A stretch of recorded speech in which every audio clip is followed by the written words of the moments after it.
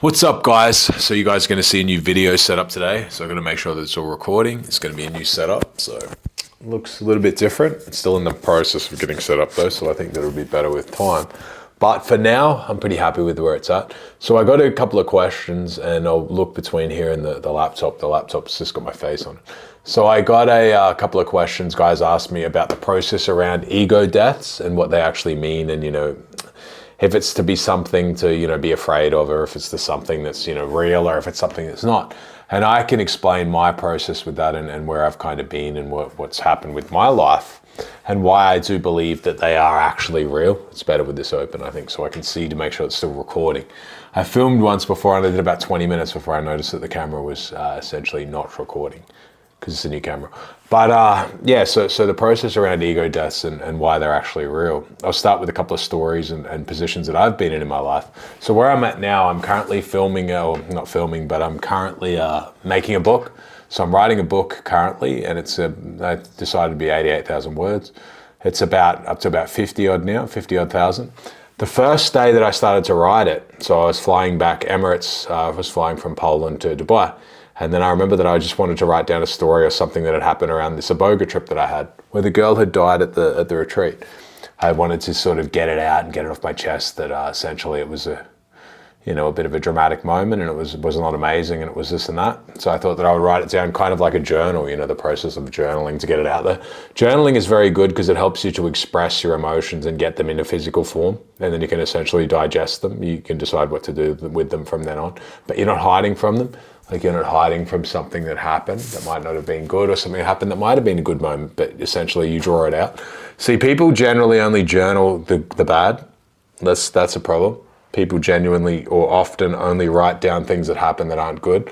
And it can happen where people either get rose-colored glasses from the past, where they look back and many things that were shit become good, or they also become ungrateful about the past. They can only look back on the things that were shit, and they can't draw back on the things that essentially were good. But it's good to always write down kind of also things that were good and things that you enjoyed, kind of like a gratitude journal. That sort of concept is true. That sort of concept is a good one, because again, it's giving you essential subconscious information, but you're bringing it out into the world because it's something that you want more of.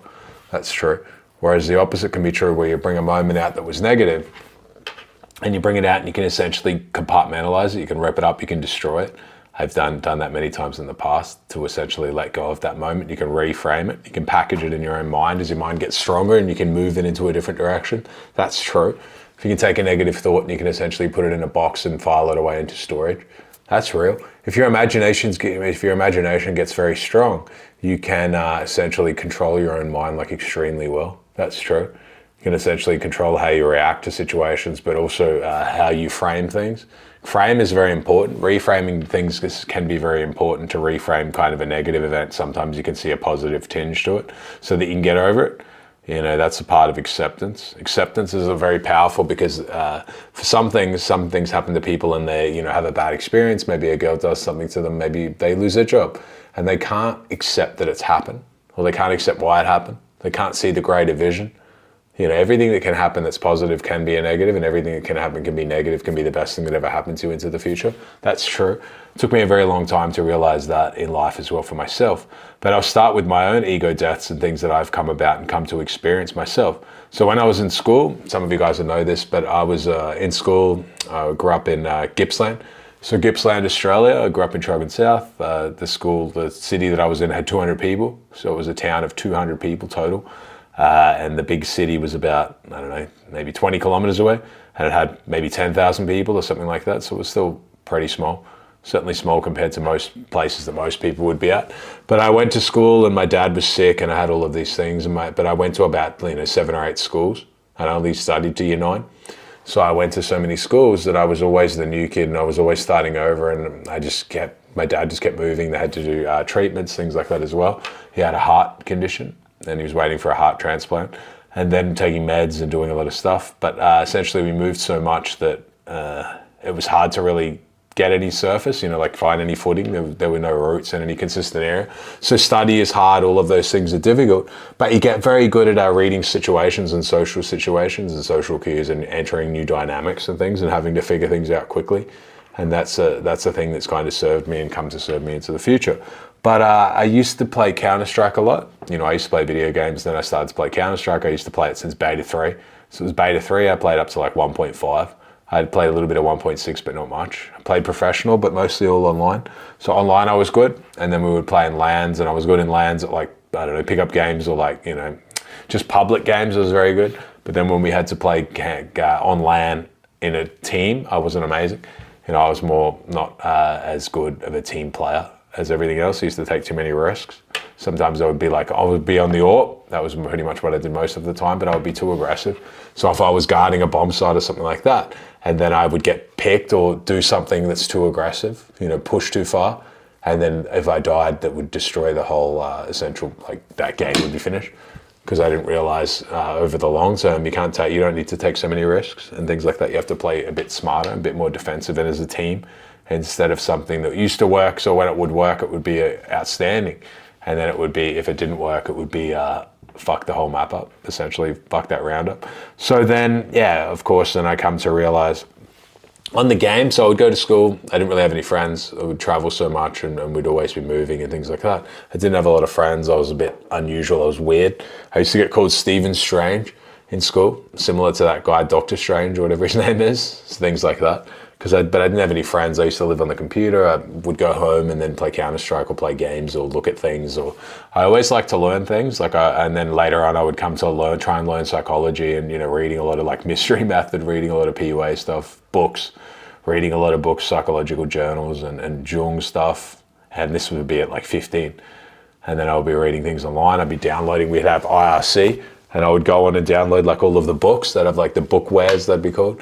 And I would download all of the books and things like that. Like Nietzsche, I was reading a lot of advanced stuff, I guess you would say, for my age. But then I dropped out of school at 15, played Counter-Strike. I worked at a fast food restaurant, all of these things. Didn't really have much going for me again.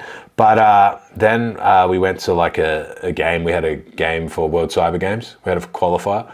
And then I went down to Melbourne. And this is a team that I played for. And then I had so we played live.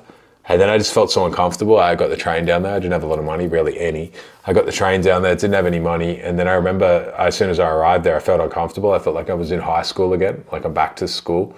I was a loser at that moment. You know, I was essentially a loser. I didn't have a lot of social skills. I had no money. I had no style. I didn't have any like shit that the other kids really had. I didn't have a lot of self-confidence or self-esteem.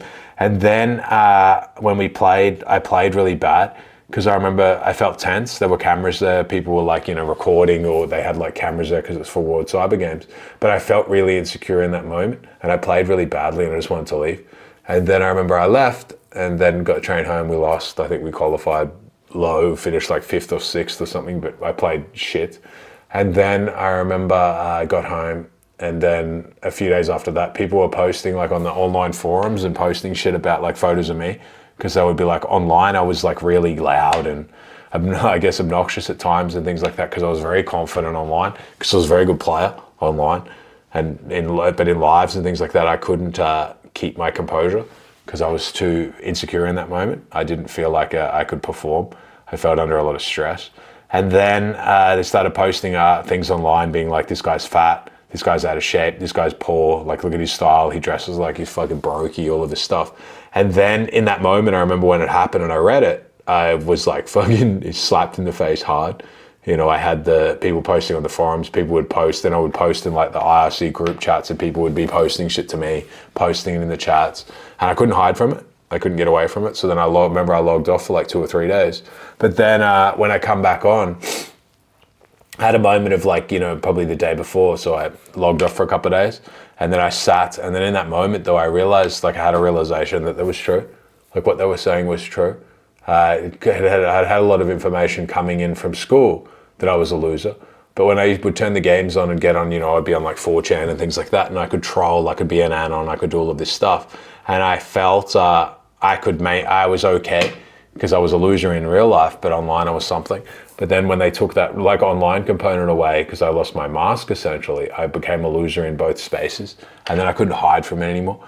And then I realized that I had to come to the realization that it was true, what they were saying, that I was a loser in that moment. And then essentially a large part of that happened was that I would come to still played a little bit of CS after that, but I eliminated a lot of my CS playing. I dropped a lot of it down. I would come to eventually, obviously, I'd have the moment on the Gold Coast where I got the shit beaten out of me at Cavill Avenue and had to get surgery. But before that, so I'd play a bit more. I had a friend of mine's dad had an internet cafe in Brisbane. I moved up to there. Counter-Strike got me out of Gippsland. Like playing Counter-Strike got me up to Brisbane because I didn't have a lot of money. And then I worked for a friend of mine, had like his dad was in the shipping yard, and we worked and did some stuff there. But then I would come to then kind of start to train more, get in the gym, lose the weight a little bit. And then I had an event where I went to Cavill Avenue, so I hadn't been out before. I hadn't really been out to the pubs or clubs or drinking or any of that shit. And then I went out, a friend of mine asked me to come out. I met a girl out there. She told me that she wanted to walk down to the beach. She was a Russian girl. And then I walked down to the beach and got like, I don't know if she set me up or not, but maybe. And then like 6 dudes, 5 or 6 guys jumped me, beat the fuck out of me and stole like what little I had. I didn't have shit. I was very poor. I remember they stole my like belt, shoes, and I think my wallet at the same time as well. But I had like $20 in the wallet or something, so they just fucked me over. I think I had like a Billabong wallet. I was entirely broke. I was a complete brokey in that moment. But yeah, so I had the shit beaten out of me. I had my like religious moment to get back to essentially the hotel. And then I had to get surgery on my eye. Where I had my eye got surgery, so I had a orbital blowout fracture, and I had to get surgery on my eye, my right eye, so this one. So I still get double vision from that. It's affected my shooting ever since. So when I shoot, it's harder to shoot well. I have a astigmatism, they call it, that I don't wear glasses or any of that shit. So essentially it's a trapdoor fracture. So the eye, this breaks, and then part of the eye or the muscle drops and gets stuck in the trapdoor. So they're not exactly aligned anymore in the 2 eyes. And then your depth perception is forever affected. But after that moment happened, I remember I was sitting in the hospital and I thought that, I essentially thought that I might die. But then I realized that I'm like walking around completely unsafe. And in that moment, I'll explain to you guys a concept as well. This is a like Jordan concept. I'm not going to be the one to do it. There are essentially many things in life that can happen that if you're not being true to yourself, your subconscious observes everything. So imagine your conscious is at the front, your subconscious is at the back. It's observing everything for you. And essentially it has its own path for you. But if you're destined for certain things and you don't address it, like if you're living in a path that's not your highest path, the subconscious is a wrecking ball. It will wreck things along the way to essentially guide you along. It does get a form of impatience if you're heading in a certain direction, and essentially it says it's enough of that. It will fuck it up for you. Some people, the wrecking ball comes and it destroys what they had, and then they like, I have to rebuild it. I'm going to try and rebuild exactly what I had, and then it can go on for a little bit longer, but then the wrecking ball comes again, and then maybe next time it's like an atomic bomb can come down. It gets bigger and bigger and bigger over time and blows it all over again because it's not for you. Like that's not a life that you're meant to live. And essentially, that's just what happened for me.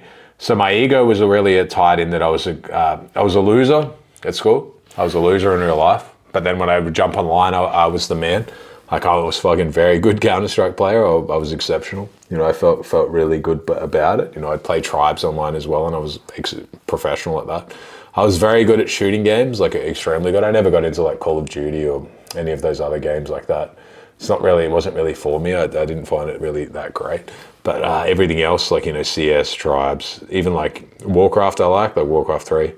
I liked, I never really got into StarCraft, but I liked those. Civilization I played a little bit, but I never got into the rest. But the games that I played, I think, one of the best at. That's really all that I really gave a shit about. I never really got into the rest. But that was the first ego death moment. And that was a moment that essentially killed one part of me. See, my life existed till I was like 20. And then when I woke up in hospital after that beating, the old me was dead because I realized that I was a loser. And now I've got new information that losers aren't safe. Like if you're a pussy running around, you're completely in jeopardy. Like I couldn't defend myself. I couldn't fight. I was lucky not to be killed that night. And then I would come back and then I would get have to wait. Like I couldn't lift weights for like a few months or something like that. And I remember I couldn't lift weights over my head for a few months, but I could start after like 1 or 2 months lifting light weights because over my head, there's worried that there's too much pressure and it can fuck up the fracture. So that was one part of it. And then I had my next one, right? So I had my security phase and then I would join the army after. So my security phase where I worked security, I worked nightclubs, started to work doors, completely changed. I completely changed from that very moment. I started to get tattoos. I just completely was become a different person. I researched steroids. I already knew what they were. I started to take some, like smaller ones, light cycles here and there to get in shape and get bigger and get ready.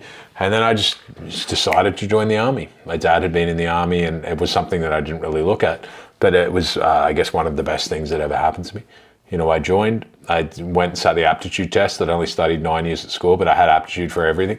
I had aptitude for everything and could have had aptitude for an officer if I had more study. But I joined in avionics. So I had avionics, which is like an aircraft electrician. I come to realize that when you do the studies, though, it doesn't matter what your aptitude is if you don't know the physics and the formulas and the mathematics. And that's what I realized. So I essentially failed out of that. But at the same token, I've never had a real vision that I've never been scared to fail at the same time. I'm not scared to, because I know the difference between failing doesn't mean that you're a failure. I learned that very early. I learned that really early from life. I'm never afraid to submit a test and get a shit result because I know that maybe that's just not for me. Like that's probably not my best subject, but doesn't mean that I shouldn't try. Doesn't mean that I don't have a right to be there because maybe I'm not the best at that. But again, there are some things since then I've become the best at. So that's the thing. You can't be afraid to fail or afraid to try. I think that you're wasting people's time or all of that if you try a new thing. But obviously I did fail, and then I failed out of the course, and then still stayed in. So a few years after that, I'd had my helicopter accident. I had a drowning. It was recorded up in Lavrat. And then I had so I almost died in the simulator. So they have like a helicopter simulator. It goes into a big pool, it's an Olympic pool, and you have to practice getting out of it. You got full cams on, full boots, full fucking helmet, and you can't really see much. It goes to the bottom of the pool, and then the machine spins. Someone next to me jumped out of the machine early, and their seatbelt wrapped around my head. It was a Black Hawk simulator. So you had the ones over the shoulder and one over the waist, and I got their thing wrapped around my head. So as soon as the machine started to roll, I got stuck in the machine, and then essentially it would roll, but their belt was around my head, and I had a helmet on, and then I went to take my own harness off, and the belt was there, so I got trapped again. And I got stuck in the machine, and the diver didn't have a knife. He essentially fucked it up. It didn't have like one of those, like, I don't know, like resus things, the small ones, the little breathers. He fucked the whole thing up, and then essentially I got stuck under there and drowned. And then I would come up and be okay for that, but something broke. Like I remember after it happened, I went and sat in the shower, like went to have a shower or something, because you're still covered in all of the shit from the pool. And then I remember something broke, like mentally, because I remember I was standing there and time broke, like the concept of time had disappeared. I remember I must have went in there at like 12, and then like 3 or 4 hours disappeared, and it felt like 1 or 2 minutes. And then I remember I walked out and no one had checked on me. I walked out and everyone was gone, and it was just me there. And then I was like, that was like a really red pilling moment of life, those sort of things. Like no one had not only checked on me, but no one had called me. Like no one had really checked on any of that shit. And then I remember after that, I went back, and then I slept for like, I don't know, 2 days or something like that. I think it was on a Friday, or I took the day off the next day, I can't remember. But I slept for like, I don't know, 20 hours or something after it happened. And then when I woke up, everything had changed. That's what had happened. See, I come to realize now that essentially PTSD and things like that, there are certain things you're meant to do before going to sleep to like lower the chance of you getting, because those are when the changes to the brain are occurring. That's true. Like ways to manage cortisol and things like that. It's before it kind of cements into such a position. It's true. And then I remember just after that, I was getting like just bad dreams all of the time. I felt like smothered. I had all of this stuff, like it stuck with me for a very long time. I felt like disconnected from reality after it happened. I felt like I had depersonalization, as though I was out of I was here, but then like I don't know, like spirits or something wasn't even in the same room. Sometimes I wouldn't be able to feel very much. Sometimes I would do like really crazy behavior to try and feel something because I couldn't feel anything. And then I would be gambling a lot. I was already gambling at that point, but then I just started gambling pretty much everything that I had. I would sit at the pubs and the like hotels and things like that and just gamble. I had a girlfriend at the time, and if we were to go out, I would just sit on the poker machines and just tell her to pretty much go away. And she would sit in the clubs while I just gambled. That's true. And essentially I kind of destroyed myself with that. And then I got brought into the, obviously we had a breakup. Then I got brought into my warrant officer, like they brought me upstairs. My performance was shit. I was fighting people and doing things, you know, things like that in the unit. That's true. I got aggressive, had a bad temper, and I didn't really feel anything. So sometimes you do more crazy behavior to try and feel something. And essentially, yeah, I got marched upstairs. The warrant officer's like, we hear that you're gambling. Is this true? And I said that I wasn't. I said that I was gambling, but I didn't have a gambling addiction. I didn't want to in that moment. I didn't want to feel like they'd broken me in some way, because it was also the same warrant officer was talking to my ex-girlfriend. He was being a complete cunt. You know, he was being like a fucking retard. And he's talking to my ex because he would have thought that she's hot. If she was a fatty, he wouldn't have been answering any of her texts. But yeah, so I had all of this weight against me, and I didn't want them to feel like they had beat me in some way. Like my ex was working for a law firm. I had all of this weight against me. She put a DV on me, said that I was abusing her via text. And essentially that DV, I had to go and defend it in court. I had to go alone, and I had to defend it knowing that if I got the DVO taken out, I was pretty much kicked out of the army. And then the army told me that I had to accept it, that they didn't want any sort of like drama drawn out. So I accepted it, and essentially you can't hold a rifle if you have a DVO. It doesn't matter if it's a DVO for sending abusive texts, that's it. And then I remember I just felt like really powerless in that moment because everyone was kind of against me. And if you Google it, you can see like there was a ABC, they did a report on it as well. And they had leaked my like private psychological information and shit as well. So I was seeing a psych at the time, they ordered it. And then everything that I would tell the psych, they posted on like a shared drive so that like 1,000 people could access it. And then one of the girls knew my ex, and she would download it and send it to her. And it was shit that I was talking about, like private psychological records. So they completely breached my privacy. And then it went to the privacy commissioner and all of this crap, who just did a bunch of lip service. But essentially they like fucked me over in that way, you know, like from their own cowardice and things like that, to be able to not really front head on. And again, it's like when you're small, one person, and you have like 200 agencies kind of weighing against you, it's very heavy, specifically after you've just had a near fucking death accident. But so be it, you know, it's created me as I am today.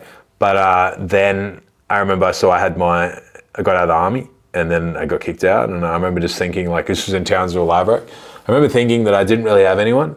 I remember my parents lived in like Brisbane. I just didn't feel like I had anything or anyone to really look forward to. So I remember that one day I just took like a ton of pills, took Xanax, Valium, what else? Alcohol. I drank like half a bottle of Jack Daniels in like 5 minutes. And then I remember thinking that I'm like, oh, I've just overdosed. But I don't think that I don't know if I overdosed to die. I just couldn't sleep. I remember thinking that I realized like what insomnia is. Insomnia is probably, there's no real greater pain than to not be able to sleep. Like I learned that is very cruel, because your reality falls apart when you don't sleep. Like reality fucking fades if you're tired. Like I've seen it before with tortures. If you keep people awake, that's the cruelest punishment. The conscious, and also I realized that their conscious kind of starts to disconnect. And they can get like really like fucked up, and it does a lot of damage to them. They kind of would do anything to sleep. That's true. And I would get the same thing where like sometimes reality disappears if you stay awake for too long. Like that you lay down and you're like in a trance almost where you can't sleep properly. You're like, and then you look at it, it's like, oh, I've been like this for 2 hours, and you've kind of like, you still haven't slept. You've just been kind of like in a trance state. And then they gave me medication and things like that before that. And I was taking like shit on and off, and it was really like quite bad for you. You know, not diazepam, but I think, yeah, temazepam. They would give me that bullshit, and then you would take it, and then the day after you would feel like crap as well. So you feel like it's like a hypnotic, like it feels like it's like a bit of a tranquilizer, so it fucks you up, all of that shit. That's where I realized that. So then I took all of that shit, you know, overdose essentially, and woke up in the army hospital. Went to see a psychiatrist after that, who essentially is now dead. But, and he wasn't on my side. He sort of like just thought that it was all nothing. Like it was all, oh yeah, you've got adjustment disorder, you know, we don't want to pay you out. We don't want you on anything after you get out. You're essentially on your own. But yeah, that was Dr. Stone from Laverack. He's a real piece of shit. And that, like, you know, that's the thing that a lot of people do in the military. Like they fuck over people and veterans like crazy. Like that's part of their job. They have certain psychiatrists and things like that, and they keep them because they don't they're very on the side of the military, like the government essentially. And people come out with serious injuries and they don't fucking recognize it, or they downplay it. They try to find any reason. And then I realized too, I would say I didn't have an ego death in that exact moment, but I had to come to a lot of terms for who I was in that moment. Like when I got out of the army, I had to essentially woke up in a hospital, realized that I was, still alive and all of this stuff. I had to come to terms with that the soldiering was done and I was never going to be a soldier again. And I had to come to terms that the concept of like getting revenge or like, going to DVA and having a big cry and all of this shit was kind of like still kind of pointless. Like it was kind of pointless because essentially any of the money that I would have gotten, it wasn't worth the time. Like it doesn't matter to me, the time that was essentially going to drain me. And when you realize you see all of those doctors and things like that, you have to be sick for a long time. Like you have to be the shittest of the shit, unfortunately. So you see a lot of guys go in there and if they even say that they're having a good day, you're not getting any benefits. That's the hard thing. So you really have to become like pathetic. And that's the thing. They really dehumanizes you and it takes away a lot of people's dignity. Because that's part of the strategy with veterans because a lot of them don't want to do that. Like a lot of veterans, they don't want to go in and be like, oh, I'm pathetic. They'd rather go in and be like, yeah, I'm okay. I'm okay. And then the psychiatrists and things like that, they feed into it. So they're like, yeah, it's true. You are having a good day and you are going to be very good. You're going to be great. This is all temporary. I'll see you back at work next week. And then the guy's like fucking got shell shock or he just saw his friend get blown up by an IED. And then he's like, I think that's okay. And then he falls apart again. But then they're like, this isn't our doing because you say that you're fine. So it's all like manipulation tactics and veterans and people with pride. The proud suffer the most for that reason. The squeaky wheel gets the grease and veterans are the easiest to manipulate by such a service because they have a lot of pride. They don't want to go in and cry, complain, bitch. They don't like to do that. So they know that. So the adjusters and insurance things, they know that. So they feed on that sort of thing. They go in and they're like, yeah, he's fine. See, look at him. He looks fit. Oh yeah, his back's fucked, but yeah, he looks fit. He's got all of this shit. We'll just give him a spinal fusion and he'll be fine. And then 5 or 10 years later, his life is getting worse and worse all of the time. But they don't want to go in and say that. To be fair though, veterans, they know if they'll put you off year by year, they know that you probably there's a chance that you might not be here years after that. So every year that they can put you off, they know that it's less likely that you're going to stick around. Because veterans especially, they don't get very good treatment. Because veterans, it's very hard for them to open up and say what's going on. And that's the truth of it. They're either too open or also they don't open up and no one really knows how bad it is for them. No one knows how dark it gets, and with depression and things like that, if you've been in the dark before, it's much more likely that you're going to be in the dark again. And darkness, the longer that you spend there, the stronger that it gets, the darker that it gets. Depression is like that. The longer that you're depressed, you're going to be depressed again, longer. It's true. The longer that you're depressed, the thicker the fog gets in your own head. That's true. Depression is certainly real. Like it's as real can be. People turn around and be like, depression isn't, I guess it's all mindset dependent partly, but I mean, it's certainly real to feel down. And the longer that you feel down, you're more likely to feel depressed. Anxiety is real. Fear is real. PTSD is real. It's just what you do with it. It doesn't mean that it's a life sentence and that your life is going to be trash, but acknowledging that it's real means that you can at least work on it. What happens for others is they often cope and then ignore it and push it away, and then it festers and blows their life up in some way. The wrecking ball, similar to Jung, it will come out again if you don't face it. That's true. Hiding from your emotions as a guy is essentially what a lot of people do now. Just because you feel it, and just because you don't feel it because you suppress it doesn't mean that it doesn't exist. Just because someone doesn't talk about it doesn't mean that it doesn't exist. It just exists in the shadow.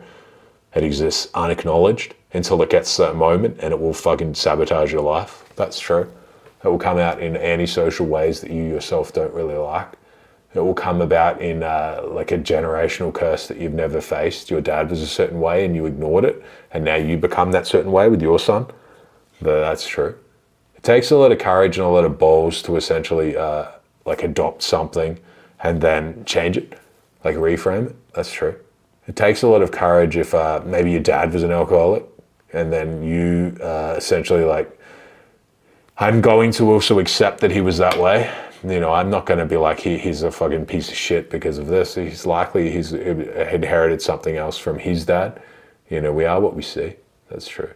But he's still going to accept that he was the way that he was, also flawed. but you're going to try and not be that way for when you see your son. But you're also not going to create some like weird thing where he's like really phobic of alcohol, because then you can turn around and be like, it's like some demon thing that's now controlling him in some way. Don't touch alcohol because you might die if you do it. Your dad was a psycho.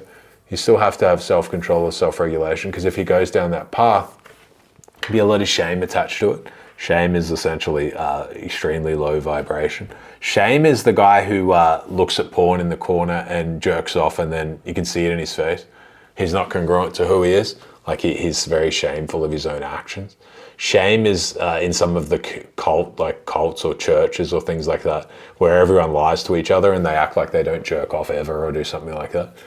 Shame is when you're around deception and you feel like you're the only one that does a behavior because no one else does it, but everyone else does it. Shame is when you fast and you think that you break a fast and you think that no one else does, when in reality most of them fucking do it in private.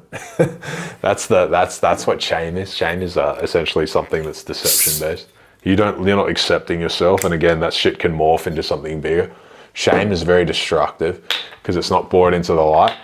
Shame is guys like Kanye who has kids at 50 years old and then talks about sucking dudes off.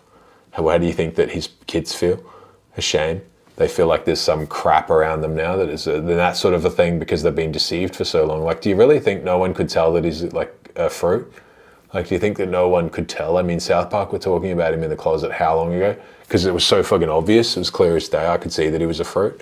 It's easy to see fruits because often they are extreme the other way. Like they're extreme the other way. Like no one can spot that he's insecure. He had liposuction and several other little crappy things like that. He's not got that. Like he doesn't have that sort of a thing. I would imagine he might have been like sexually abused when he was young. But again, that's the thing that they hide from. See, if people get abused in like a gay way, they don't face it, that it happened. And then they feel like a lot of shame attached to it. And then it comes up later, like now for him. And then they have it with their kids. And like, what are the odds that at least one of his kids will be gay? Like pretty high. It's Hollywood. So essentially the generational curse will continue. Like that will carry on. He's carried it on because he hasn't really been able to face it. He hasn't been able to face himself. He's coped for like 30 years and been rewarded for coping, yes, but it's like he's been rewarded at the cost of his kids. Like that will happen. That's a true thing. Suicide is another one. If you commit suicide, know that people around you absorb that pain. See, that's the thing. Like you have to live a full path, like life path. Otherwise, people around you, it's more likely that they'll commit suicide as well. That's an undocumented phenomenon. People think that, if someone commits suicide around you, I think you're multiples more likely to commit suicide yourself. Like it's their risk is like 10 or 15% or something. And if you're not like a healthy person, like the risk of suicide in a normal person is very low, but their risk actually becomes astronomical. There's much more that happens around that sort of stuff than that we understand. It's not just that you feel bad that they're gone. It's not that. There's something else happens that's much deeper. It's in the ether, like it exists in the air. It's like if you're an empathetic person or a sensitive person, it's like almost like you absorb a part of their shit in some way. I had it with things that I've been around. If I've known someone that's committed suicide, I feel like it absorbs their ether. Can be their good and their bad. The same demons and shit that haunted them can in a way start to haunt you. That's very real. That's true. I've sat in Veterans Hospital with guys that have killed themselves, and that's true. If you were close to them and someone commits suicide, it's like the same thing that haunted them or in its own way can sometimes haunt you. And that's the thing that people don't realize with like demons and fatigue and things like that. When you're when you're tired or when you're in a vulnerable state, or maybe when you're like have a challenge, all of the shit that you killed in the past, all of the old demons and shit that you faced and beaten, they all come back. That's true. They come back again and challenge you again. And that's a real thing. Like they come back if you're at a weakened state, or they come back if you're going through your own shit. Demons of the past resurface. It's true. And you kind of have to conquer them again. It's like they always orbit you in some way. Even if you defeat them in the moment, they go away and then they're still circling. I do believe that that's a true thing. I think that if someone's very close to you when they commit suicide, that part of them sticks with you, and that can be for the better and for the worse. I think that's true. I think that suicide, they don't actually leave this plane entirely. I think that's true. They don't go up to like heaven. I don't believe that they transcend. I think that they're stuck here because I had my suicide attempt. So I had my near death when I got beaten up. And I remember I saw like I guess you would say the Virgin Mary took me back to like, I don't know, 2 kilometer walked me back to the hotel. There was no other real reason that I could understand to make that trip back. I was fucking smashed. And then I had another time, so I had my drowning, and I had like envisioned a hand of light went over my mouth and told me not to breathe in, and that if I trusted it, that I would survive. If I breathed in, that I would die. And then I remember I just didn't breathe in and passed out. And then I lived. But and then after that, I had my overdose, and I saw only black. Like I only saw like black coldness, like a very still cold. Like there was just nothing. Like everything had just, almost like everything had moved on without me. I don't know, like imagine a circus or something like that, and you're in the circus, and then you just watch everyone pack up, and everyone just drives off, and you're just standing there. That's what it felt like. But it was like all of the color of the world had disappeared, and everything had just disappeared entirely. It wasn't like hell, it wasn't burning or anything like that. It was just like all the good from the world had vanished. That's what it felt like. Everything had gone. Compared to the opposite, it felt like going home. You know, the opposite of the near deaths just felt like I was in a place that I've never felt as comfortable as I felt there, or understood entirely as I was there, and I've never found that again since that sort of an experience. But yeah, that's the thing with that. So I had my essential near deaths and things like that as well. But I lost my ego then, and I lost it again. You know, I lost my ego in that sort of moment, that I was a soldier, I was this and that, and I had built an ego around it. I thought that I would always be this way. I had a job, I had utility. I was like, you know, my dad had been a soldier. I feel like he was proud of me in the moment, things like that. And then I changed, you know, I had become a criminal. So I was selling drugs and making money and doing things that were kind of wrong and all of these things. And then I had a similar ego death moment in that I had before I went to prison. So this would be, I don't even know, a while before. This is when I was just starting to get charged. I had a moment where I was in a nightclub, and we're sitting at a table. I was in a nightclub, and a girl that I'd known come to me and says that her friends passed out in the bathroom and like passing out, really, really wasted and all of these things. And then I walked in, saw security. They're like, yeah, it's fine, just go in the bathroom. And then I walked in with her, and her friend was like kind of like crowded, sitting back on like the toilet. Like, all the seats were down. And she's just like sitting back, but I could tell that she was really fucked up. I could tell that it was beyond alcohol because her muscles were incredibly relaxed. If you ever see someone and they've like had those things, their face kind of like starts to sag down. Like they look entirely like they've been eating muscle relaxants. That's what she looked like. And then, then I sort of saw her, and then I realized that essentially she had been using coke, but in the coke that had like a little part of it that had fentanyl in it, and then she'd snorted it, and that's the end. Like that's the end. There's not much you can do unless you have Narconox, I believe it's called, Narconex. And we didn't. And then we worked on her, tried to resuscitate her, security helped me, but then she essentially died there. And then there's just really not much that we could do about it, right? And it was like haunting. Like she was in her early 20s. It haunted me for a very long time. And that's the thing. Like it haunted me for a considerable time. But then I've come to realize, it's not my fault and all of these things. But it's still like that's the thing with karmic debt that I realized too. Like, do you really think that it's a coincidence that I've seen 2 people die on drugs?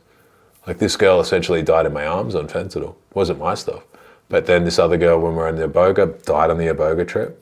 Like, do you really think that that's not like karmic debt? Karma is real. You sell drugs for a period of time, you're going to see what the drugs do to people. That's true. I've had many experiences of people too that I've seen where seen like mums and stuff, and then seen their kids, and their kids like really life is completely destroyed from drugs. Like people who aren't using it for fun. See, I always coped and I justified that it was to sell coke. I never felt like I was selling like, heroin or something like that. I've never done that. But I never felt the same. But again, it's still like you're selling gateway products. It's kind of very similar. It doesn't mean it's necessarily the same, yes, but it doesn't. There's tiers of bad, but it's still bad. You have to essentially be the change you want to see in the world. But yeah, so I was selling drugs. I went to hospital. So I got charged. They said essentially like, if you want to get bail, this is probably your only condition. You can get bailed off to an army hospital. And then I ended up staying there for 14 months. I had the longest stay at Greenslopes Keith Payne unit that had ever existed for PTSD. I have an amazing doctor, Dr. Tucker, and he essentially did many things for me and taught me many, many, many, many things. Probably taught me many things more than most people have ever taught me in my life, about life. I don't think that I would have the morals and integrity that I have now if I had not for him. He taught me morality a lot, because I didn't care about morality a lot. Like I never really gave a shit about morals. I thought morals were like a social construct by the week. I thought that for a while, and of course sometimes they are. But it's still like it taught me many things about life. He did, and he's not like a big dude or anything like that. He's older though now, but he's very intelligent, and he lives. He showed me he lives exactly as he practices, like preaches. He was one of the only people in life that I've ever seen that does that. Like he lives as a psychiatrist and he's made a ton of money and all of these things, but he lives very humble. He works fucking heaps. He was like 80 years old. He worked a ton. He helped like so many veterans and things like that. And he just knew everything. Like he knew everything. I think that I know everything, but he knew everything in a different way. And he never judges you. Like he never judged me. If I went in to say things, he never judged me. I always felt like he was on my side. And then he never really judged me in some way. In some ways, I think that he knows me more than most people, maybe anyone. And then, it's nice to be with someone where they're not judgmental and you can actually talk and you don't feel like they're like judging you or only listening because they're going to try and, like give their advice and their advice is some bullshit. He's the one that taught me how the best changes in people are you have to lay them out their idea and then also they decide what they want. That's the truth. I realize now I do exactly the same thing. You have to present people the options and the outcomes and then essentially they make the decision for themselves. That's true.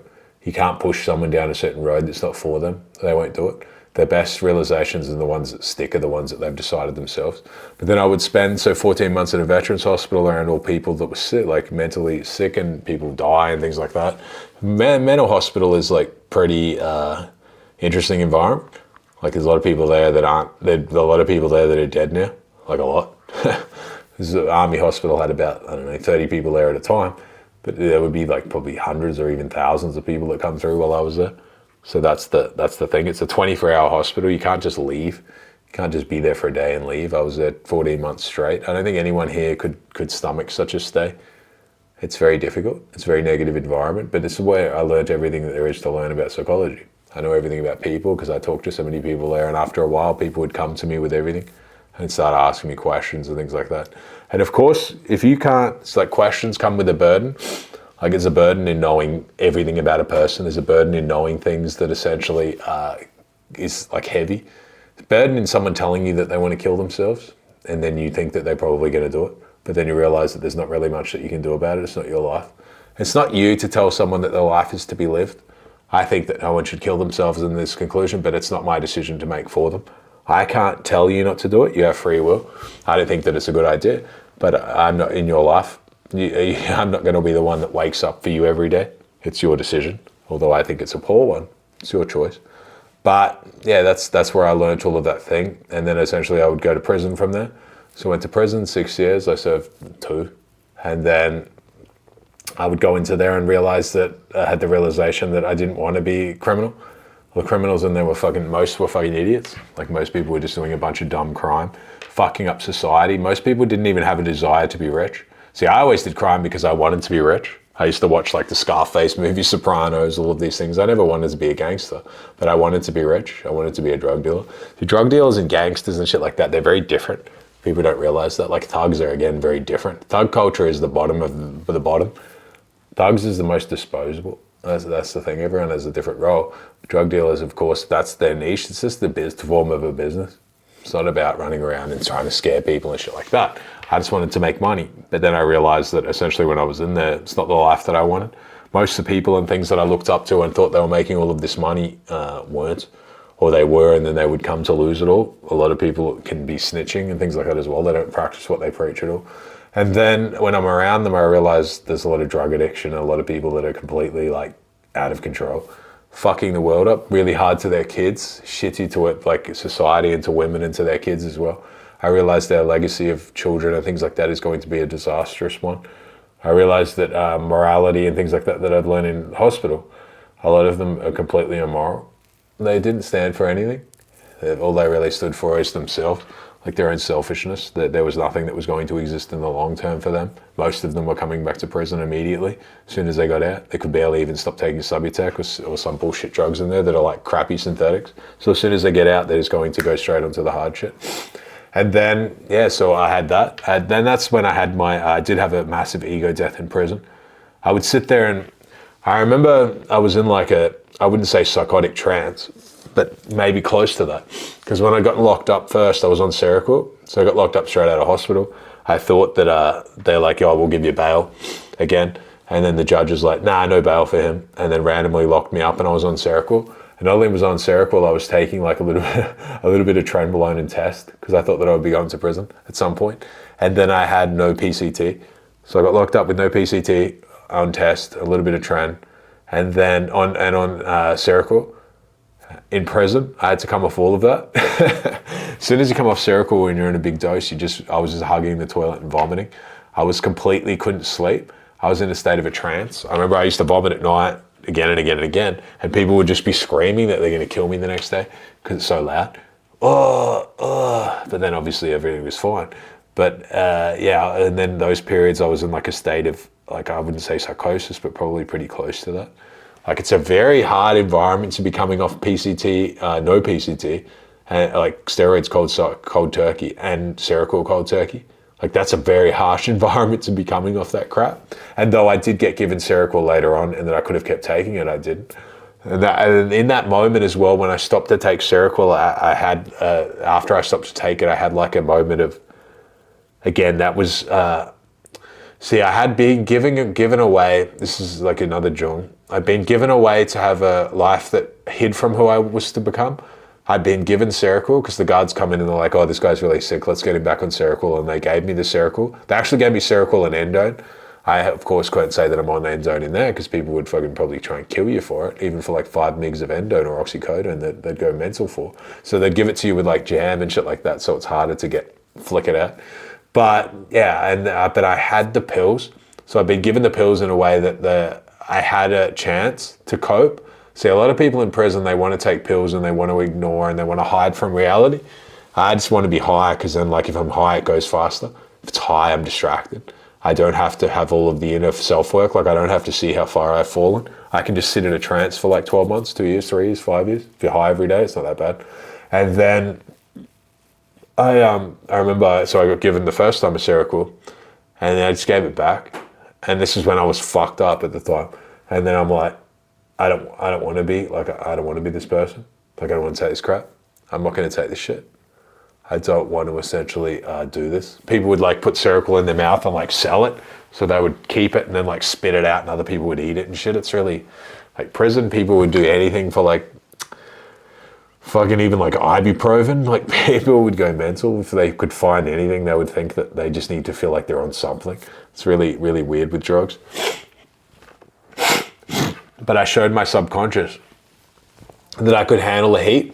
Like, I genuinely followed because, see, I showed my subconscious and that I was given an option to just coast through prison and just be high and dumb and didn't know shit and just deny reality and just absorb the time that I had and then get out a zombie. But I threw the shit out, and then I remember I would just sit around and write. I remember I had this idea that I would write to, at first I was angry at people. I was angry at my ex, she got me locked up. I was angry at exes that I've had before. Maybe they did this, they did that, they did this. And then I had this same moment that I had in the Counter-Strike where I'm like, I don't even know how it hit me. I was sitting alone in a cell, and it just slapped me in the face that it was like, you know, I remember at first it come in like just this little idea where it's like, but what did you do? And then I remember I was like, I hadn't really thought like that before. I had very much a mentality that it was their fault. Like, it's their fault. I would never do it for them. They're dogs. They're this, they're that. And then I remember I thought, and I'm like, well, why did my ex like put me in prison, so to speak? Why did she tell people that I was selling drugs? Why did she talk to the police? And then I remember that I was cheating on her, and there was a girl that she said that she didn't want me to fuck, and then I fucked her, and then she found out. And then I remember thinking that I was like, it started with the littlest hair like that. Like, it started with the smallest little like realization that it was also my fault. And then I started to, like, you know, look further into it. And then I could see all of the moments that I had hurt her like that. I could see all of the moments that like built the resentment that I had completely missed in the moment. I didn't realize the resentment and things that were building, because a lot of people don't realize that when you control a person, they wear a mask. That's true. A lot of people, when they get hurt or something like that, they essentially, it's many stages. Girl hurts you, girl cheats on you, whatever happens. You don't set boundaries, you don't vet, and then the girl fucks up in some way and breaks your heart, because you come into loving, needy, all of these things initially, like you're ignorant, and then you get hurt. And then guys will either change their behavior style and that they become nice guys, and they over move the other extreme because they're too scared of upsetting the next girl. And maybe the same thing will happen, that they'll get a good outcome if they're good, but they're only good to get a good outcome. They're not being genuine. Or people go the other extreme, these like masculinity red pill copers, where they're like, everything has to be masculine, and I just want to find a girl that I can control, and I can do this and that.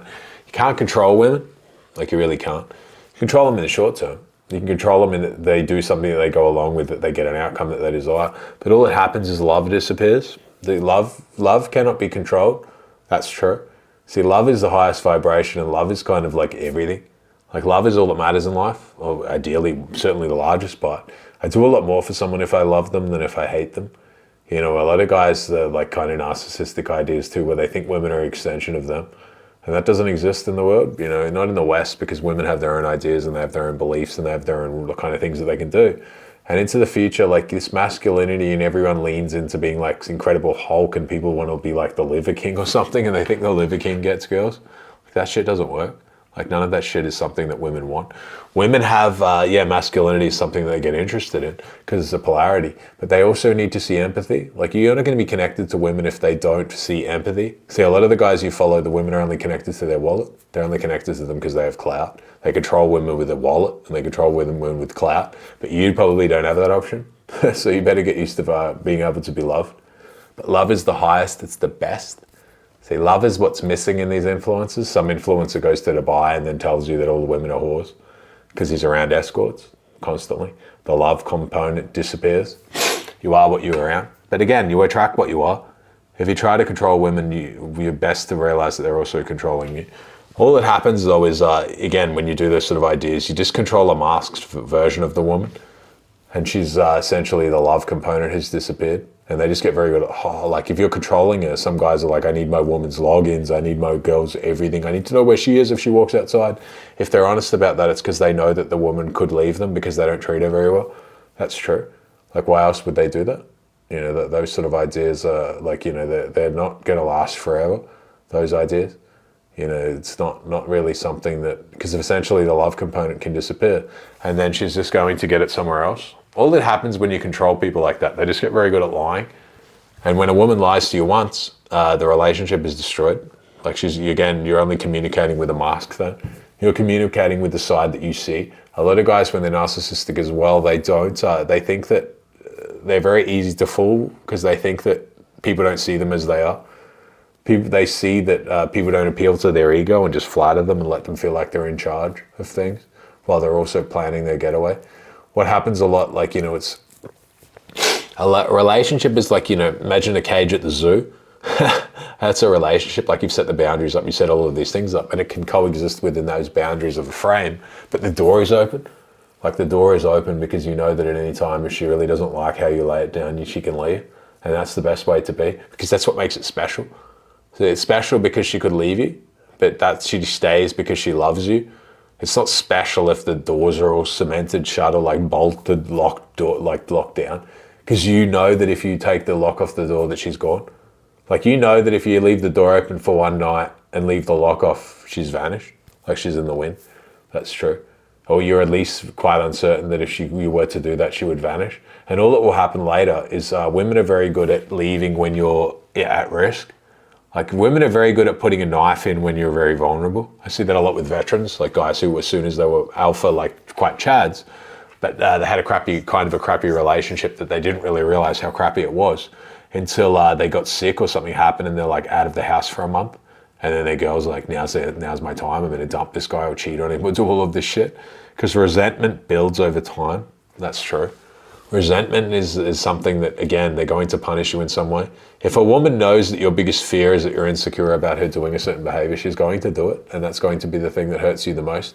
If a woman thinks that you're scared that you're gonna cheat, or she's gonna cheat on you, or you tell her that you're scared of her talking to one specific guy, that's going to be the guy that she fucks when you break up. That's the way that it goes, and she's going to be like, it's a cathartic moment that it actually really will hurt you, and then you'll reinforce your behavior that now you need more control, because essentially you're going to be like, this only happened because I didn't have even more control. I need to control things more and all of these things, but you don't realize that it happened most likely because you had the control mechanism that you were using. The love component had vanished a long time ago. People don't do shit like that to people that they love. They wouldn't do it. That's not things that they would do. They do it to someone who they resent because they know that you're stealing shit from them. You're getting something under false pretenses that's not really for you, but you're like trying to gamify it. You're like locking someone in the house and then being like, they can't leave. My woman is an extension of me, my own ego. Again, that's ego-based. Everything ego-based is not the highest vibration. It's not something that you can control. You have a weakness. Anything that's about your ego, it's like a blind spot. A lot of narcissistic people have massive blind spots like that. Like they're very easy to flatter, but they also don't. That's why they get blindsided completely. They're like, I never thought that they would do that, because they don't know, they don't see shit. Their empathy vanishes as well. If you can understand women and like feel what they feel, you're going to get a lot further in relationships. Like you're going to get a lot further in life as well, because it's a cheat code. Like empathy, creativity, and all of those things are very important now, because a lot of logic is outsourced to AI. Like that will be a thing into the future. Like I'm a visionary. That's what makes me different to everyone else online. I'm not standing here talking about being physically strong, although I still am. I have both. I've realized that physical strength is one thing. So you see like Peterson types, intellectual types, good talkers and things like that. They underestimate physical power because he's a gamma male. But sometimes from the other extreme, these like real bombastic masculinity guys, they underestimate like, the power of empathy, sensitivity. All of those things are very, very, very important, specifically into the future. Creativity is one. Being a visionary is one. Can you do things for other people is another. People would see that like megalomaniac types and be like, that doesn't sound very fun. But that's the nature of life. Like life isn't always about being fun. It's the truth. If you want to be creative, if you want to capture your girl's heart, see, capturing her heart is different. Like people would be like, oh, I own my girl's soul. And then all that the chicks with them for is that they have money. You'll never own a girl's soul with money. That's true. I've been with girls that have loved me more than any of these dorks that I've ever had, even when I couldn't even buy a drink.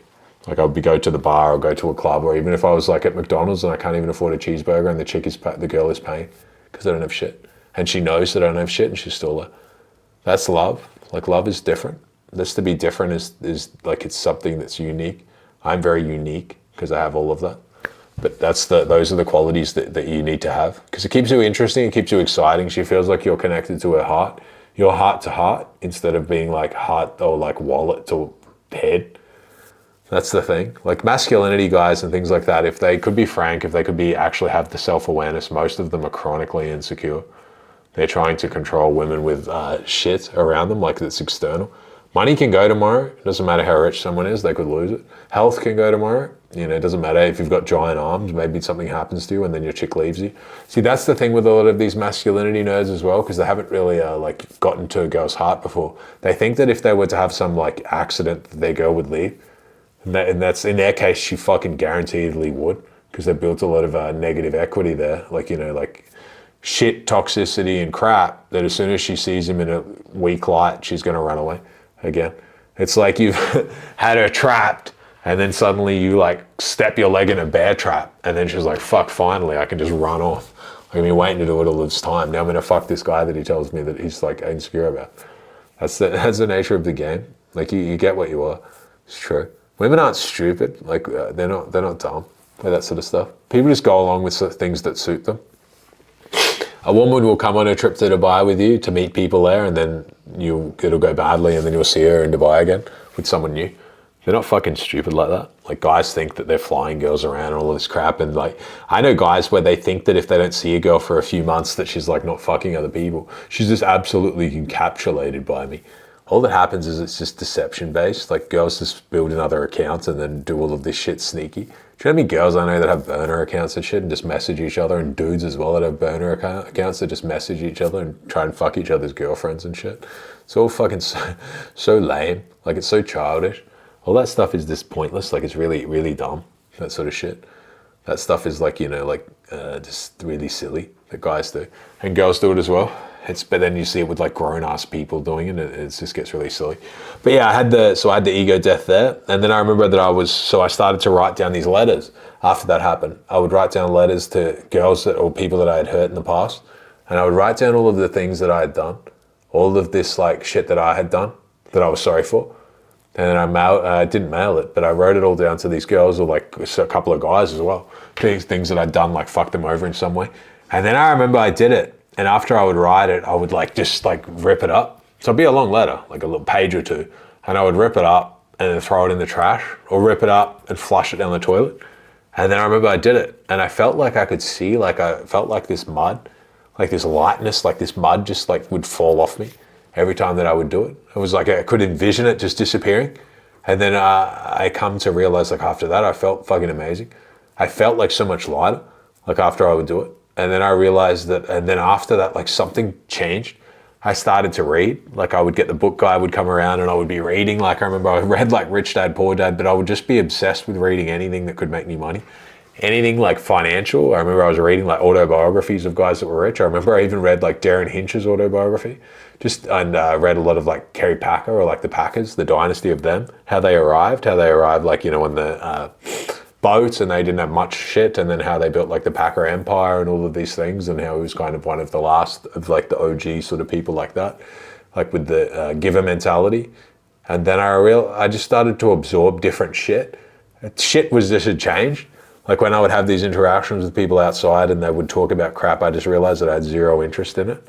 Guys would talk to me about how they're going to go back out and sell all of this shit and make this money and do things.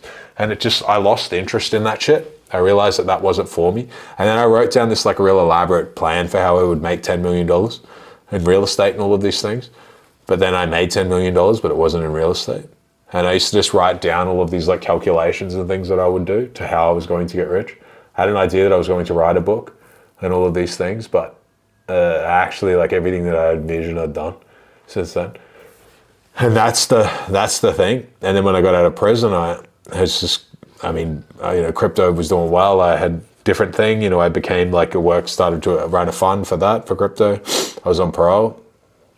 I stayed out of trouble. I used to sit on parole most days and think that I was going to get breached and sent back into prison. I had years of that. And then I remember so what had happened after that, I became a multi-millionaire, the guy that I am today. And then I had the Iboga story, the Iboga story. So I went and did Iboga in Costa Rica. I think that I'm one of, maybe 10,000 people or less that have done it in the whole world. And I certainly of the white boys that have done it, probably much less than that. I think that I'm probably the only one like me that's ever done it, I would say. Most of the people that do it are complete fucking retards to do that sort of shit. They think that their life's going to be so different because they do that shit. They're not exceptional. How things treat you when you do shit like that when you're exceptional is completely different. I noticed that. It's just pointless to do all of that shit unless you have a life lived.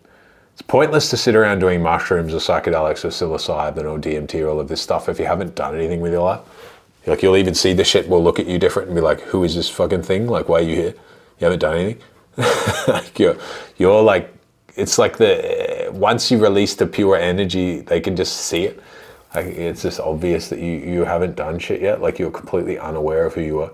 A lot of the hippies and things like that are completely oblivious to who they are. They're talking about things that they've never experienced. Hippies and things will talk to you about wealth and things, but they're don't even have shoes. How are you to talk to me about something you've never experienced? How are you to talk to me about something that doesn't matter if you don't have it? That's it's just someone telling me that a Lamborghini sucks, but you've never even sat in one. Of course it sucks for you but you don't have it. Maybe it does suck, but you have to experience it first. Life is like that. I wear a watch, and I was talking about my AP. And before I got it, I loved it. Before I got my AP, and I fucking have, 10 watches now. But before I got it, I used to think how cool it was, and all of these things would change if I had an AP or all of these things. I got an RM, And then I used to think all of this shit would be different, all of these things would change. And I come to realize that I don't even set the time on this anymore. Like the watches, time is a brokey construct. Time is sitting there, someone else tells you that you're on their schedule. I'm the boss, I run the schedule of this life. That's the truth. If you're on a schedule, it's because you're probably a brokey or like a NPC. It's true. Doesn't mean that it's in a bad state. Maybe you're still building your value and all of these things, but I don't exist in these like social constructs of time and all of this other crap. I don't like the prisons of that. I'm a visionary as a person. And that's the thing with those sort of things. Like if you're a creative type, like if you're a creative person or I'm the sensitive person, I can be very empathetic. And that's the thing that triggers, that's difficult for me. Because the hardest thing for me is that when you figure people out quickly in situations, it's the knowing part that's the hardest. Like it's when you figure out people, it's the like figured out part that's the most difficult. The seeing is the most difficult because you've seen it. Like you know how people are. It's hard. But that's the beauty of it, you know. Like if you know how an outcome's going to go or how people are, and you still like keep it around, you only do it with an empathetic purpose. You can't know things and then like isolate yourself. You can't have all of this information, all of these ideas, and then just be like, I'm just going to keep them to myself so that no one can experience or learn from it. That's like a scarcity, selfish mindset. You can't just release content and be like, I'm only going to do paid content. I'm not going to help anyone for free. Because I remember when I was broke, and I remember my dad was sick, and I was like, I wish that I had someone like me to tell me shit. Because I didn't know what to do. I didn't know what all of these concepts were. And then you talk to these retards that if they've made it at all, it's through like massive amounts of effort. So I respect that. But they're very rigid. Like their universe is quite rigid. The universe that you're going to need has to be quite expanded because you need all of it. You need all of it to be a fully functioning man. I was saying it about Dubai and places like that, and I've got a lot of respect for Dubai and that it's a great spot. It's very secure. It's very safe. They've got a lot of like very clear direction for where the country's going. But some of the foreigners that go there, the guys, it's very much like the foreigners that go to Bali that are women. A lot of guys go there trying to find themselves or think they're going to fall in a treasure chest of cash. But all that happens is they fall into some guy's funnel and then they're standing there smoking cigars and shit, but they're still the same dude. In most cases now, they just look completely incongruent. They're like completely unaware of who they are, like zero self-awareness. They're trying to live the life of someone else while also not acknowledging who they are. So all that they come across is like a crappy copy. And they think that they've done something. And then they meet girls and the girls are like, I don't want to deal with this person. Because they're like incongruent, they're weird. They're playing a role, like they're wearing a mask. What's the word, like what's the point of wearing a mask, walking around? Sometimes masks are necessary to a degree, but you're wearing a shit of another man, like most of that stuff. A lot of guys online, their personality is very bombastic and they're loud, so people kind of just copy them and then think that people don't know, or that in some way they're going to get a good outcome by emulating another man. See, that's the thing. Yeah, there's certain characteristics and things that you yourself can take away and embed it into yourself. But self-awareness and knowing yourself is the biggest point. Like, so many guys that you meet and they don't even know who they are. Like, they have zero self-awareness. Like, they're completely oblivious to who they are. They come across like it's like talking to a child. And it's pointless to even really engage with them. Because, again, you're just talking to like an ego or some construct that they've made in their head. People will talk about ideas but they don't live what they say. Guys will talk to me about, like, I had some guy say to me, what color is my Bugatti? But he doesn't have a Bugatti. Like, all of those ideas are like, they're silly. Like, you shouldn't run around repeating other men's catchphrases. Like, that sort of stuff is dumb. Like, you're a fucking, Case was like a 40-year-old guy. Just sound like a toddler, like talking to a child, that sort of ideas. It's nice to be a fan of things and it's nice to respect certain people and, you know, you do things, but you can never fanboy under another man. You can't. You can't fanboy under another man. That's very true. That's a character that determines if you're going to be a man of your own or not. You can respect someone and respect what they do and, you know, like them and think that they're right in many things, but you can't emulate them. You can't run around and have a son and tell your son that you're like following another man. Like, your son is going to think that you're a retard. Like, and it's probably rightfully so that he thinks that, because you're a fucking grown-ass man. The best thing of a man is someone who just like takes in the information that he has, but he moves forward in his own way. He doesn't wait to see what some other man tells him to do. Like, you will know the right thing to do. That's true. And you're meant to move forward. You're not meant to sit there and wait to be told what to do all of the time. That's the sheep. Like, that's the difference. I'm waking up people. Like, that's the difference for me. I'm not trying to put people in my funnel as telling you to create to be a version of me, because I don't want more me's running around. I want the best of you running around, because it's more interesting. You know, that's the saying, like, no one will ever be better at being you than you. No one has the moat around them that you already have from your life. You will never be able to be me. If you tried to run around and be me, it would be the most difficult person in life to emulate, because me is like, people on here wouldn't even know 1% of me. That's the truth. I'm not to be put into any specific box. That's why it's more harder to palette, yes. But that's the thing that makes them, and I would consider myself more of an artist than those things. But yeah, so that's the ego death that I had after prison. I wrote all of these letters out and all of these things, but each death, and then I had the one in Iboga, and I'm going through it now and still dealing with it and writing this book and all of these things. But each death has happened that's been the funnel into the next phase of my life. See, I needed the death from even the Iboga one because I was partying too much. I was doing too much fucking coke. I was doing too much drinking. I was doing too much fucking. That's the thing, like fucking girls like 3, 4, 5, 6 at a time. That's a bit too crazy. You know, those sort of ideas are too much. Very much the hedonism path is, one drink is too many and 100 is not enough. One girl is too many, 100 is not enough when you're in that sort of a pathway. You know, if you're just running through chicks every week, it's quite a silly idea. And that's not to say that it's not something that you should experience. But I'm fucking 39 years old. I'm jumping on and talking to you guys. I can't be doing the very shit that I myself say is not great for society. I'm creating a lot of the damaged women that you yourself would run into. That's true. Your favorite influencers are doing this, but they don't, not self-aware. That's true. Guys flying chicks out to Dubai and shit and then telling you that they're fucking like conservative in some way, and then sending chicks back completely destroyed, like mentally. Because women, money destroys them. Like you may get a village girl, 18, 19, you bring her to Dubai for a month, her life is fucked from that moment onwards. It will never be the same. She's gone from this to like her dopamine is completely fried. She wants to go back there because she's put photos up online and everyone's like, oh wow, you're so cool, you're that girl that's in Dubai now. And then she goes home and then she's like, I need to get another guy to fly me out. All of that shit is not meant to be for women, like normal women, like good women. See, that's what destroyed this concept for me with the red pill and all of these things. If you're banging hoes, I can understand that. See, I was banging a lot of hoes. I never get like virgins or girls who have like low body counts and like push them out to parties and all of this shit because I know it fucks them up. I only get girls who have already done it before or been there or done things. But a lot of the influencers, like they brag about banging virgins and shit as though that's like some accomplishment now because the girl, and specifically when they don't want anything. Like, oh, I fucked a virgin, but I don't want anything long term. Oh, I impregnated a virgin, but I'm going to send her to live in a village alone. I'm not going to even see my own kids. I'm trying to talk about how little I can give the mum a month so that the kid can still live, but the mum's completely relying on me. Like those ideas are like, again, they're the real juvenile concepts. They come from a damaged position. You're trying to control people and you're going to suffer later. See, that's the idea. Your kid, you will know the men by their fruit. A good tree cannot bear bad fruit and a bad tree cannot bear good fruit. That's true. And again, all of these ideas, like you have sons and then you don't really see them. Like these like conservative influences, so to speak, and then they don't see their kids much. You know, that's a thing. I don't consider myself a conservative, but I don't stand there and talk as though I am. Conservative is guys who are family men, married, or long-term relationships, long-term like traditional life.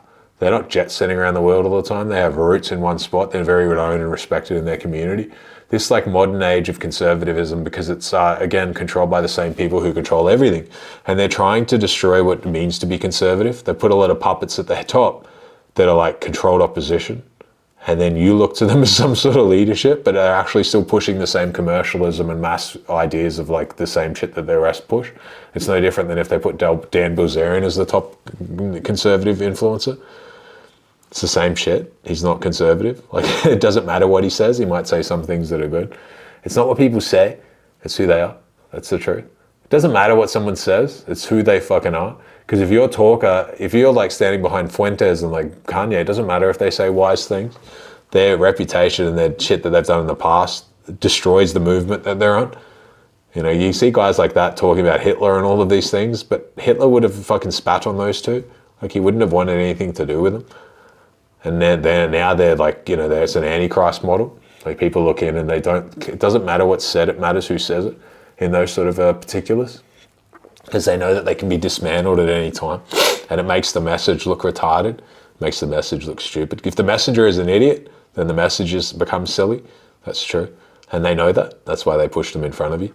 So it's pushing division, pushing and creating the very problem that they come to fix. They put all of these, like, don't you think it's kind of a bit silly that they have all of these influences and, Kanye and all of these things on all of these fucking charges, and they just magically disappear, and then they push them all in front of you, and then you sit there and you're like, oh, they beat the case, they beat it. There's no beating cases. They just make an agreement. That's like, it's fucking like clear as day. Like, it's pretty obvious. I've been to prison before. I know the sort of deals people get offered. I myself got offered deals to sell people out that I'd known. I got offered a deal when I essentially got done with a phone charger. I could have stayed in certain unit that was comfortable, but I didn't sell my friends out and fucked off. I got told that if I essentially had told on friends, I wouldn't have got any prison time. Of course I wouldn't. I knew people doing massive shit. But I did my own time. See, a lot of people, they can't do their own time. Those sort of ideas would destroy them. But then they always come up with some big story for how they essentially beat the charges and all this shit. Kanye's back to being a billionaire again. And all of that. People just, they lack critical thinking. There's no, like, white horse. See, people still falling in love with the cowboy and Indian ideas. Like, there's a good guy and there's a bad guy. The good guys presented to you are bad guys. That's true. It's just, they're just presented in a different way.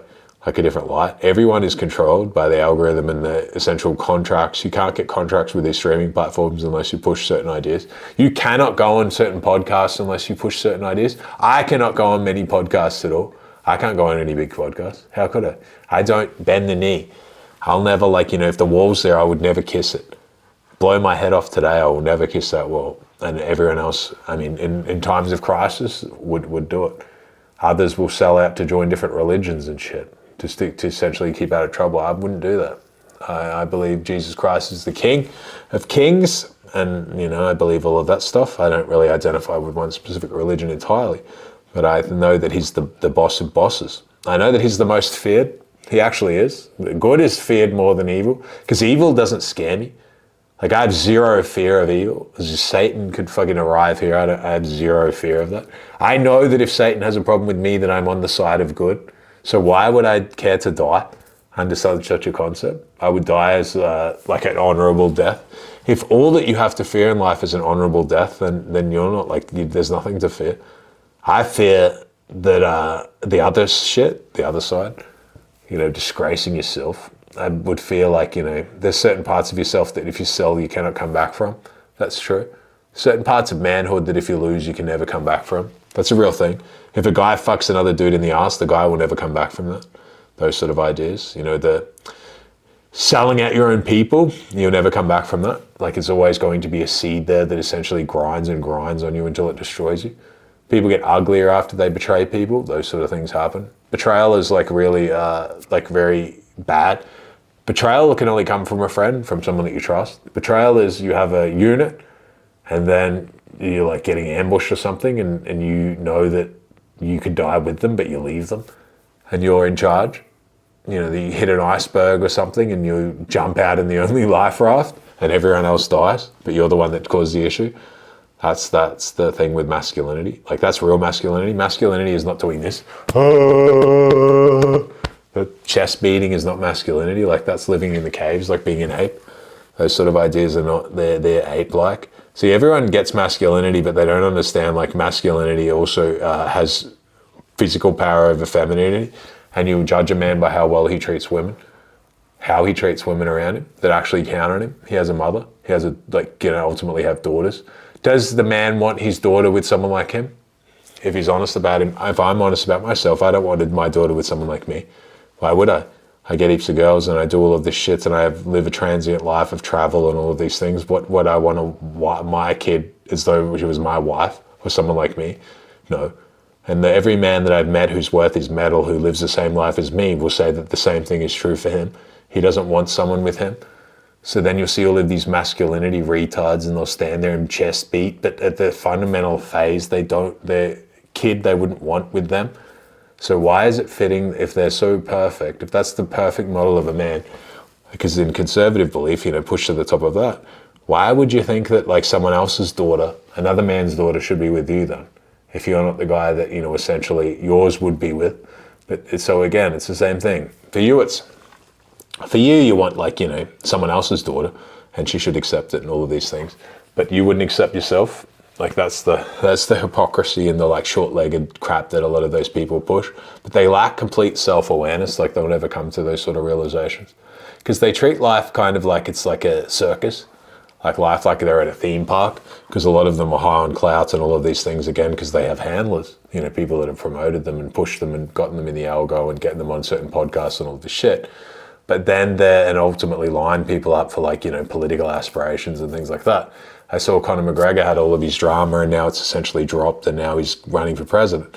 All of these sort of ideas are essentially like pretty common. Like all of that shit happens a lot in central Hollywood. I saw he was in a Masonic lodge and all of these ideas, which is an interesting one.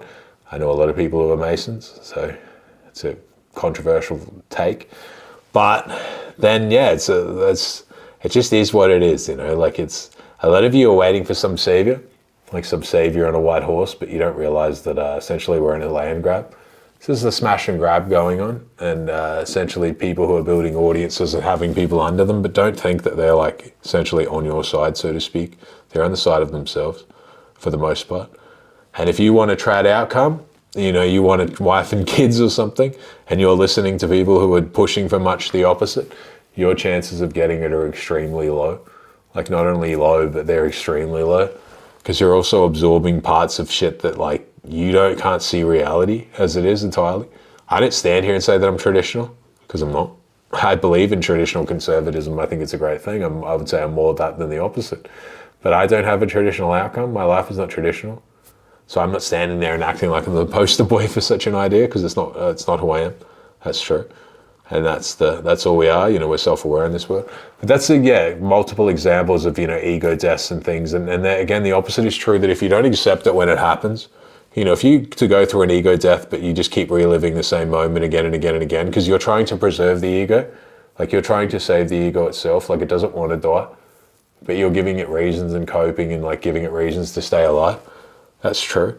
I actually beg to sometimes think that if it's the ego death dies, or if, you actually suffer a death, I thought that in the moment that if you suffer a death and actually come back and the timeline is back as though you survive such incidences. That's what I come to realize about like consciousness. It's almost like it like can die in certain moments, and then it's almost like that part goes and then you're back, but some slight changes have occurred. Have you at a moment that you actually survived? I always would wonder if it's, it's an interesting topic. Maybe it's a topic for another video though. But yeah, that's enough for now, lads. And there's I got a question about ego deaths and things like that. And it's a, I guess, complicated topic or difficult topic, but yeah, it's a story of mine. And my book's going to be out. It's halfway written. I actually wrote a ton of it fast and then realized that it's so heavy. Like writing a book is, maybe one of the hardest things that I've ever done. Not in terms of writing is easy, but my life is extremely heavy. Like it's very heavy. I don't know anyone who's lived the life that I have in terms of things that I've had to sort of see or go through or like difficult stuff. But heaviness, I've had a lot of very heavy life, had a lot of time alone in a lot of ways, and in such figured myself out in many ways. Alone is not, that you're never alone. Like you're never alone. A lot of you only feel alone because you don't realize that like your ancestral blood and everything still lurks around you and is inside you and all of these things, and they still kind of like exist around you in some way. You're never alone in that there's not like the shit still around you as well. Like you're only alone, but then also in those moments sometimes, if you get rid of all of the distractions and things like that, like the isolation is destroying for people, like being away from nature, being outside of like not grounded to the earth, being in like one of these like cuck pods that were in like apartments, even if it's a big one, watching a lot of like TVs and crap and all of these like artificial stuff. It's very crippling for people. That's true. You have to get out in nature a bit. You have to ground yourself. You have to write. You have to address yourself, because too many distractions disconnects you from the self. That's true. You know, you can end up with like depersonalization, or you just don't know yourself and you don't really know how to deal with things that come up. Like some negative thought comes up and you're drinking, smoking, vaping, drugs, taking prescription meds, all of these things. And I remember people taking Ozempic now. Like a lot of people taking Ozempic and from the Gila Monster, right? And there's something very wrong with Ozempic. Like there really is. I've known several people that have taken it. I know a lot about pharmacology and I've seen how it changes people, and I can feel energy. I know people will think that's gay and fake and all of these things, but I can feel it. I feel it. Like I can feel it in the air when something really is wrong. I can feel it in people when something is wrong with them or something's wrong about them. And not just wrong in a small way, but something wrong in like a very sinister way. And Ozempic changes people, specifically when it's taken at high doses and specifically when it's taken for an extended period of time. Something is very wrong with it in a way that's wrong, not the same with other things. Like some like real, like, I don't know, do your research for that. But yeah, lads, till next time, love you all.